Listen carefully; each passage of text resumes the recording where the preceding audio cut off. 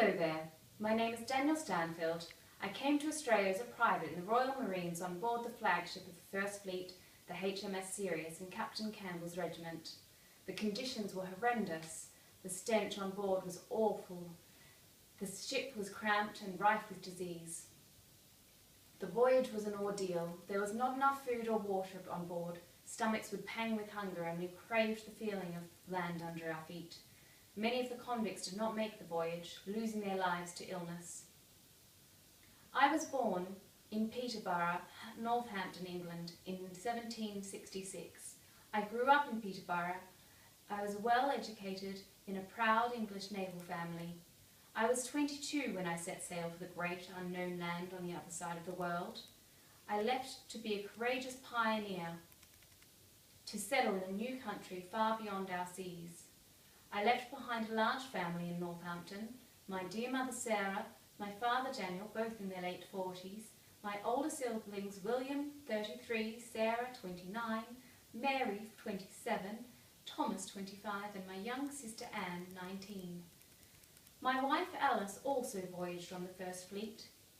Sadly, her first husband, Thomas Harmsworth, passed away. He was also a private in the Royal Marines. When he passed away, he left her widowed with 2 small children. Thomas Harmsworth was born in 1750 in Barkway, Hertfordshire in England. Alice was born on the 6th of November 1754, also in Barkway, Hertfordshire. They married on the 25th of June in 1780 in Barkway. Thomas and Alice made the voyage from Plymouth, England, and arrived in Sydney Cove with the First Fleet aboard the Prince of Wales on the 26th of January 1788. Alice left behind her dear parents John Mansfield and Elizabeth Beetle and 3 sisters, never to see them again. Thomas and Alice had their 2 young children on the voyage, their 6-year-old daughter Anne and their son, 4-year-old son, Thomas. Alice gave birth to another son, John, on the voyage, while she was out at sea on the 17th of December 1786. She showed great courage. Sadly, Thomas Jr. died soon after arrival on the 24th of February 1788, her 4-year-old son. Her son, Thomas Jr., created history as the first free settler from the First Fleet to die on Australian soil.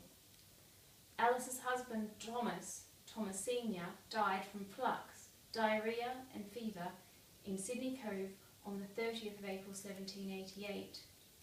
Dear Alice was in a terrible state of grief and despair, losing her husband and her son. She was left with no support.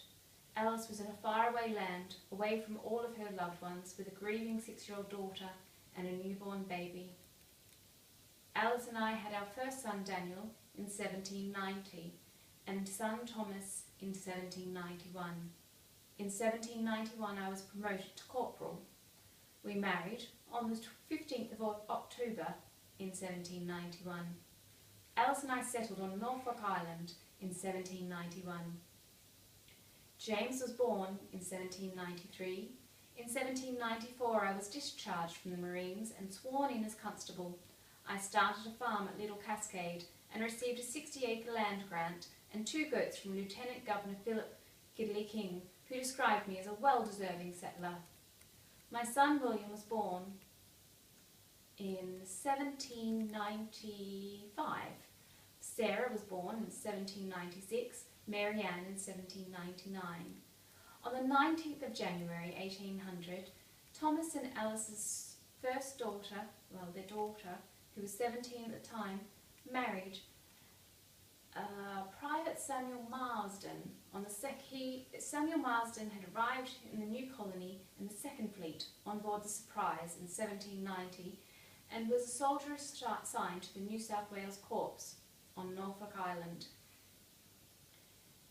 Anne and Samuel remained on Norfolk Island and went on to have 4 strong children. Alice's first son married Sarah Wheeler in 1806 on Norfolk Island. John also had a military career with the New South Wales Corps. To follow better opportunities, my family sailed to settle on Van Diemen's Land on the ship called the City of Edinburgh in 1808. Here I was a very successful farmer. By 1825 I had been granted 1,200 acres of land. I purchased a further 890 acres and had 1,000 cattle, 800 sheep, 10 horses, a flour mill and a grand house. The trouble was that the land was rife with bushrangers who plundered my properties. I moved my family to the tranquil lands of Deacon Island last year in 1826, so I could create grand farms away from the filth of Van Diemen's Land, so we could enjoy God's graces without the threat of plundering.